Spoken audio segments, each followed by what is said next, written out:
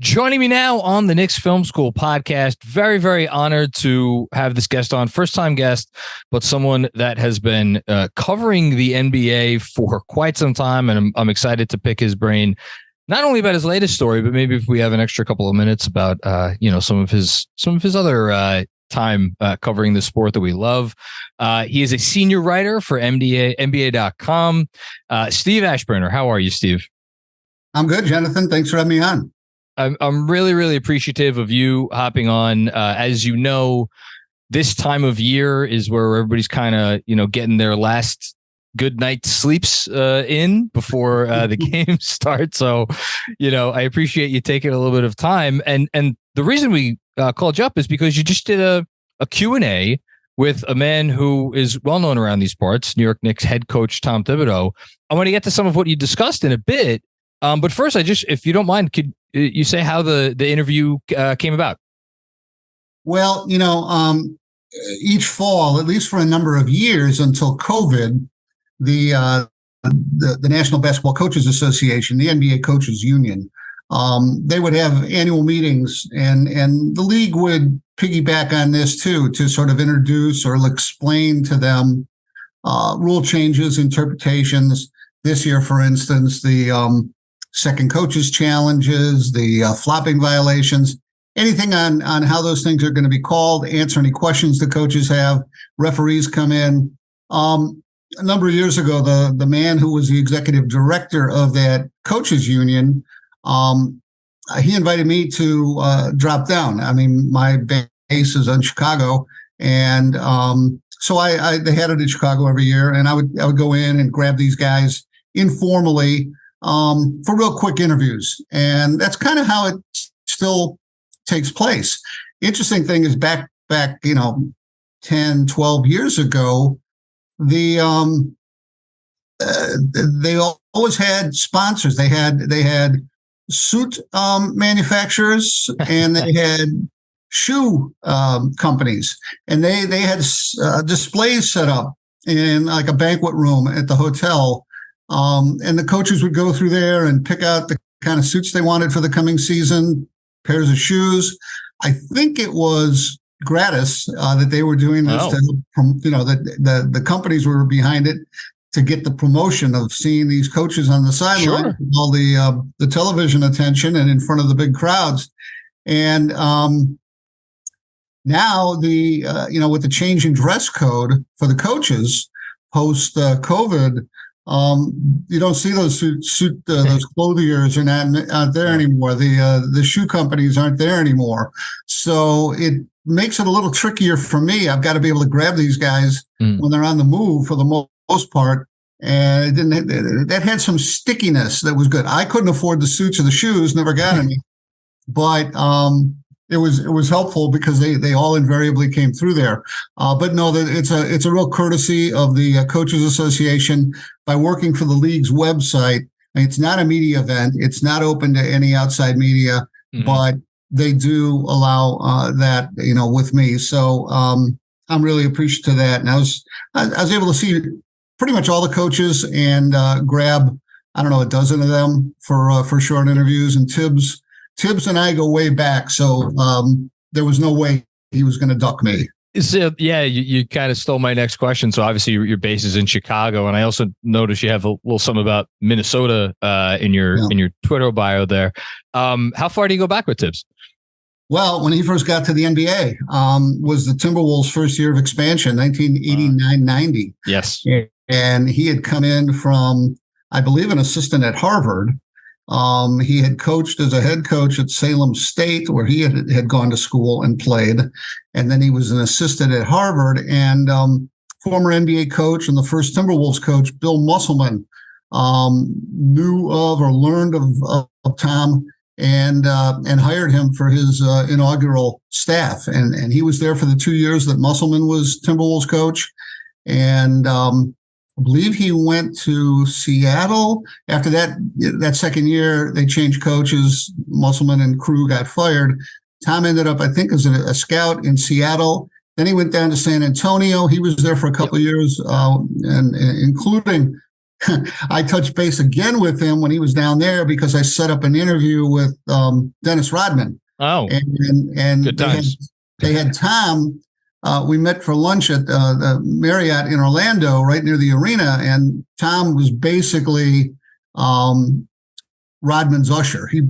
He brought him there, his chaperone, his whatever you want to call it, his caddy, and he made sure that Dennis got to the interview and was sat still enough for the interview, and then got to his room okay. So yeah, I mean, Tom's had a great career, and he's not always the easiest guy, I think, for some people in media to get to know. And the more of you there are, I think the a little more receding he is in terms of how open and how much he relies on boilerplate answers and stuff. But when you do get to know him, really genuine guy, nice warm guy, and he has his set definite ways about how he expects this game to be played, and I think it's good to see, because you like people that stick to their principles, stick to their guns. I'm happy you said that, because you probably don't know this. I am probably as big a supporter of Tom Thibodeau as there is in the Knicks. I'm a fan first and foremost, but I try to cover the team as unbiased as possible. And that's because of what you just said. I think it's become increasingly difficult as the world, I'll just generally say, gets more complicated, to stick to your guns and to stick to your principles. And he clearly believes these things. And, we could go through all the Thibsisms. I know you know him as well as I do. He believes them in his core, and he believes that is the best way that leads to winning basketball. I'm curious if you think that way of going about things is going out of style as the league, continues to grow, and maybe players get different, and all the sorts of changes that the league, is kind of going through. Well, I mean, I think it is changing, and I don't know that it's all for the better. I mean, one way of looking at Tom, and he gets this portrayal a fair amount, is that he's some sort of Stone Age relic and dinosaur, and he's not, changing with the times and adapting and improvising and based on all the current trends. Well, yeah, that's one way to spin it. Another way is that he knows what's worked. There are certain universals in sports and in basketball, both on the floor in X's and O's and off the court in dealing with people.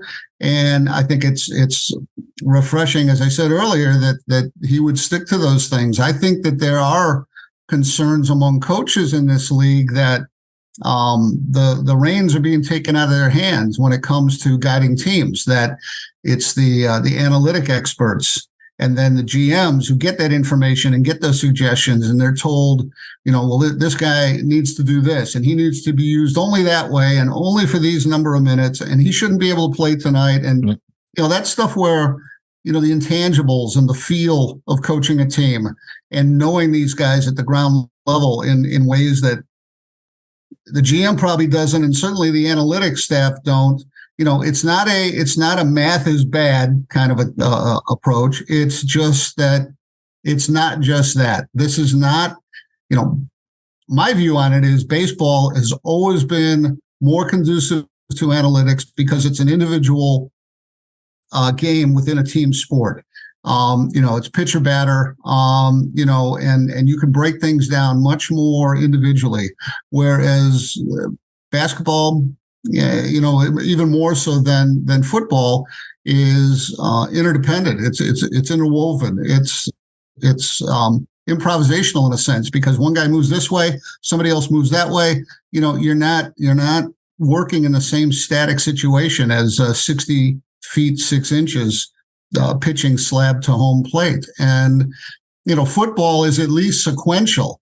There's a snap, the quarterback drop, receivers do this, crossing patterns, blah, blah. It all happens sort of in a certain order. But basketball, you don't know. I mean, the defense dictates certain things. The ball dictates certain things. A player on offense breaking the play dictates other things. And you have to be able to react pretty quickly in the space of, 24 seconds. So, I'm not saying analytics can't cope with that. Obviously, we've gotten a whole bunch of good stuff from that, but to somehow say that's got us covered or that mostly has things covered, I don't think so. I think there's still a tug of war going on.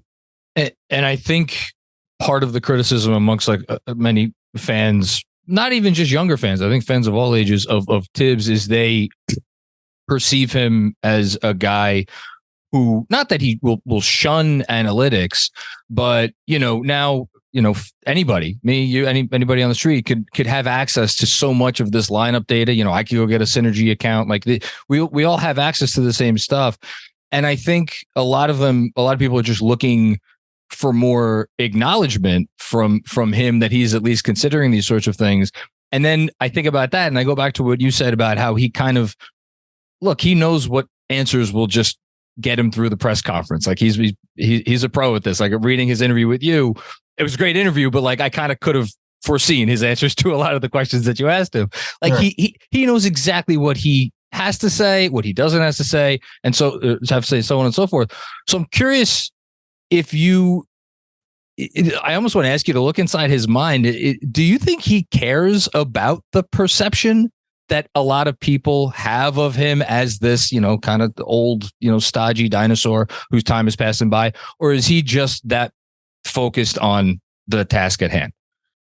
I don't, knowing Tom as I do, I don't think he loses sleep over that. I mean, look, everybody's human and you don't want people, if you're aware that people have harsh views towards you or how you go about your job and you're proud of how you do that, that's not a pleasant thing. There's some friction there between those two positions, I would imagine, but I don't think it's colored his personality. I think he knows the media from his vantage point and from years and years of dealing with us.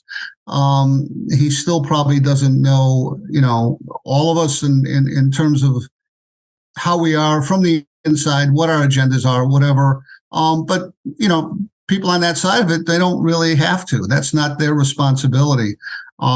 We cover them. They don't cover us. Yeah. They just tolerate us. And some are good at it. Some are too good at it. They're almost slick. And it's as if they think they're gaining longevity by maintaining a good media image when they'd be better served by coaching better or playing better or whatever it is. So it's a lot of gradation, a lot of grays. And I think Tom isn't fazed by the stuff he's heard. I know that there have been times, for instance, when he was still with, I think it was with Chicago. Maybe it was after he had gone to Minnesota. And I saw him at Summer League and was talking with him and sort of made a joke about his reputation for burning out guys, using up, their minutes and their young legs, and how players, later have many injuries or shorter careers, sure, or you name it. And that's one that one hits home. I know he's quick to point out that things aren't like they seem. For one, it's not as widespread as you would think. You look at minutes and how guys are played. For another, I mean, there's a different school of thought on, the load management, sitting out games versus sure lighter practices or skip practices, or the idea that a hard practice for even 2 hours, you got 22 more hours in a day, and what do you do with those hours? I mean, that's a big part of it, especially now with all these training staffs and physical maintenance and all the swaddling that these players get. I mean, they're valuable assets, and so the idea that a few more minutes when you're already lathered up in a game, when your competitive instincts are on high, that's somehow, oh, no, you should have set him down 5 more minutes that night. It's just like, I think it is hard for a lot of people to embrace that. And I think Tom is one of those guys. Yeah. And I appreciate about him that at the very least, everything is grounded in winning. Now, some fans even have a problem with that. Sometimes, I think a lot of people think, well, would it kill you to play this young player or that young player a few more minutes, even if you might not, get the win or whatever. Now, of course, though, and that was more when he started. Now, of course, though, wins are the thing for the Knicks, and they're not a contender this year, but think they're in it. They're perceived to be a playoff team. Do you think he is the sort of coach that can, because listen, until you do it, it's going to be a question. Do you think he is the sort of coach that can, like the Spoelstras and like the Steve Kerrs and like, Ty Lue, that can take a team all the way? If he has obviously with the caveat, if he has the talent. Oh, I certainly do. I mean, when you reel off some of those names, I mean, from Steve Kerr to Ty Lue, who's the third person you said? Eric Spoelstra. Yeah, I mean, they're not the same guy. They have different personalities. They have different approaches they take to their jobs. Tom's worked for great people. He's worked for Doc Rivers. He worked for Greg Popovich. He worked for, Jeff Van Gundy. He's learned from these people, and like all these coaches, they take things and they throw out certain things and deploy other things. Yeah, I don't see why not. I mean, it's circumstance. It's having talent first and foremost. The players' league cliche is there for a reason, and you really got to have the talent. And then, I think a playoff situation is even better for Tom than a regular season. There are no back-to-backs in the playoffs. Mm-hmm. Players typically play longer minutes. They want to play. They don't want to sit out. They don't want to have a reduced role.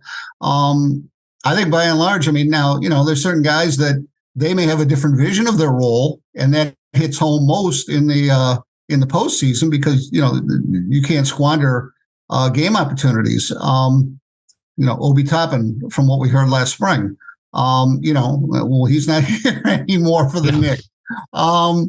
And I think that's well within the domain of a coach to make that sort of a decision on who plays, who doesn't. Yeah, I don't see any reason whatsoever. And look, these staffs are so big right now. I mean, back in the day when I started covering the league in the 80s, you had two assistants by then, generally speaking. Yeah. And so your head coach, he would complement his personality with one or two of those assistants. So if he was a bad cop, somebody was the good cop, or vice versa. And now, I mean, you've got a whole squad of so-called cops or handholders or father confessor types. I mean, there's just, so many people. I mean, you almost have a one-on-one relationship between a coach and a player. There's enough in terms of the ratio, at least, to have that. So, yeah, I can't think of a real reason that Tom wouldn't be successful. You have additional brain power. Not that he needs any regarding strategy, but everybody needs help. And no, I think I would love to see him with a chance to coach in the finals. I think he coached in the conference finals with Chicago, I believe. Yeah, the first year, and they unfortunately ran into the right. LeBron. I mean, that was the Super Friends in Miami, and LeBron was a thorn in a lot of people's sides, and so was he there. So you only get so many opportunities, particularly if you don't have the best talent. A couple more, and then getting edge out of here. Speaking of having the best talent, Jalen Brunson, might not be the most talented guy, but in terms of, I think. Much like Tom was when he came here to New York, exactly what the Knicks needed at the time that they got him. Again, someone who's kind of followed Thibs over the course of his career and followed the league and covered the league for as long as you do. Is that? I mean, to me, it just seems like a match made in heaven. Do you see kind of a symbiosis there between head coach and point guard? Well, yeah, I think so. The ultimate point guard for Tom was Derrick Rose. In 2010, 2011, that was a match made in heaven. I mean, Derrick did everything that Tom wanted, and Tom has sort of been looking for that in one form or another with Derrick and others since that time. But yeah, I think it's great. I mean, the Knicks situation of the history better probably than I do. But I mean, in terms of free agent additions, I can't think of one that's gone better for New York than Jalen Brunson. I think it's so the problem is these conversations get clouded because you could look at Allen Houston's first several years went great. Okay. And then the second contract, not so good. Amare started off good. Then from there, and then you're getting into guys like Anthony Mason was a free agent signing once upon a time, and like John Starks, but those are kind of in a different category. I think for when you think of like free agent signing, I think Brunson's number one already. Well, I know it wasn't Marvin Webster, if you want to go back to that. But you're going back on that, yeah. I think it's great. Yeah, you're right. I mean, there's still a little bit of a honeymoon period here with Brunson. A little bit, yeah. I think a lot of us in the media thought when Dallas didn't re-up him, that was a mistake on the Mavericks' part, and that was a real boon for the Knicks, and it has played out that way. And you voted Jalen Brunson, I should say, runner-up for most improved player last year, which, sign of how much he improved. I guess the last thing, again, kind of zooming out, and you cover the whole league, so I feel like you'd be a perfect person to ask this. In my mind, the Knicks are in a place where, again, they're not going to win a championship this season, but they kind of just need to keep the good vibes going. I felt like last year was a very positive year. Obviously, winning first round of playoffs was a good thing. And to maintain, their position as not only a team with assets that can make a big trade, but a team that the person they're trading for is going to be excited to come play here and play with Jalen Brunson, whether it's play for Tom Thibodeau, that sort of thing. Do you kind of see things the same way, or do you see the goals for this team differently this year? No, I would agree with that. I think that, that's been talked about for a while, that either they want to trade for a cornerstone type piece, a ready to go franchise leading kind of talent, at least someone on par with Brunson. And by developing the players they do have, that will turn them into better assets in a trade where they'll be able to entice somebody. For instance, and I hate to go there just because I think there's lots of time in basketball between now and when anything really becomes serious for the Milwaukee Bucks. But if you're going to try to be the team that offers the most for Giannis, just as if you're the team trying to offer the most for Damian Lillard, you need to have pretty attractive talent in return. Otherwise, now you're going to be dependent on third or fourth teams, multi-team deals.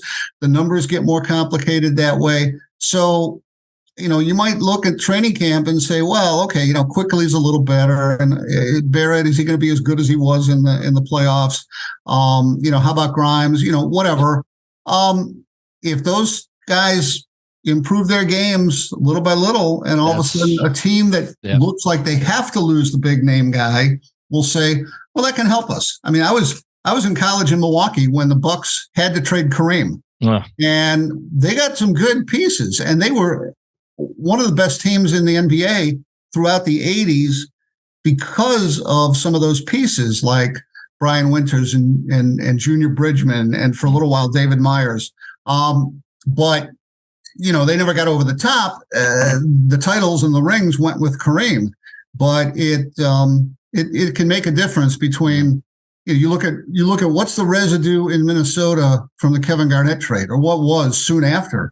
I mean, they got about 5 or 6 guys and a couple of draft picks, and it all washed away because the guy, the best player in the trade, he went to the team that thrived with him. And a little off topic here, the Knicks want that to be them. They want the best player in the trade to come to them. But if you're offering value back, it just improves your chances of getting that guy in the door. It's just funny you say, well, we're a long way away. It already feels like the topic that is topic number one amongst people who cover the league, right? The Giannis thing. I mean, how could it be anything else? Well, I'd put it at 2 behind Lillard until that one. Well, in terms of immediacy, sure. By the time this is posted, that may already be done. So you never know. It could happen at any point. But yeah, it is. I mean, there's a lot. Like I said, there's a lot that has to go on. It doesn't make financial sense for Giannis to sign an extension this fall. It's to the Bucks' benefit that he not sign it, from the standpoint that he can sign for longer, and they'll have him for longer if he waits. Now, they'd rather have the security, I'm sure, but still, that's something to be gained if it doesn't happen. And my honest opinion is that Giannis has a lot to prove this year as well. Not that he won't be worth whatever extension he'll merit. He'll be a max guy and so on. But, I want to see improvement in him. He can't be missing, 17 free throws or whatever it was, in an elimination game like he did against Miami. He's got to have improvement in his shot, because as athletic and freakish as his skills are, that's going to wane when he hits 30 and beyond. So he needs to have, and it'll just make his job easier if he has a reliable go-to move. I mean, he was working out recently with Akeem Olajuwon. Yeah, I couldn't think of a better tutor for Giannis. No. And hopefully Hakeem didn't get too frustrated at some of Giannis's bricks that he might have put up there. But no, it's so like I say, there's a lot, I think, on both sides. Giannis doesn't have to accept, I guess, some of the challenges that he's responsible. But if he's going to call out teammates and he's going to call out management saying, well, they better be doing everything they can to win, he better be doing everything he can to win as well. So speaking of side sermon. Yeah, no. Speaking of calling out, I mean, ESPN had their poll today of 15, front office people, scouts or whatever. Found it interesting that 15 people they asked about who's going to be the best player in the league in 5 years, not one said Giannis, which I thought was interesting. Yeah. I thought a few said he was best player in the league right now, which I think that's fair game, but it dovetails with what you just said about how once he gets past 30 and the athleticism starts to go, what does he have to fall back on? What improvements is he going to make in his game? I think that's absolutely a fair game. So good. Great call by you. Well, they all are until they're proven wrong. Yes. That's happened plenty. Steve, I really can't thank you enough for the time again, coming on short notice. A fantastic interview. Again, just go to NBA.com, and not only the Q&A with Tom Thibodeau, which I purposely didn't want to get too much into today because I want people to go actually read it. It's a great question and answer, and he gives some really revealing answers about young players on the team, chances for this upcoming season, but also all of your Q&As with other coaches that you've been doing over the previous few weeks, and the link to Steve's page on NBA.com to the Thibodeau article and everything else will be right in the description to this podcast. So if you're listening and you want to check it out, just click there. Steve, thank you so much for the time. Really, truly an honor. You're very welcome, Jonathan. Yeah, thanks for having me, and looking forward to this season. So, I'm sure we'll talk again. Would love nothing more. Thanks so much.